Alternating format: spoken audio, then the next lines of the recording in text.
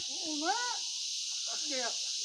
Kaya mo yan. Nakakatakot. Ma'am, narinig ko naman po yung pag-extra ko kanina. Sige po, kapit po. Parang high blood ata ako dito ah. Kaya nakakaano nga. Kala mo madali. Kapit po, dalawang kamay sa gulong. Squat position po kayo. Squat position, ganyan tuhod. Yan. Pag komportable na kayo, ma'am, Sige. bibilang na ako, ha? Sige. Pwesto na po kayo. Okay? 1, 2, 3, go! Bitaw! Oh, kaya niya. Kaya mo din yan. Ano?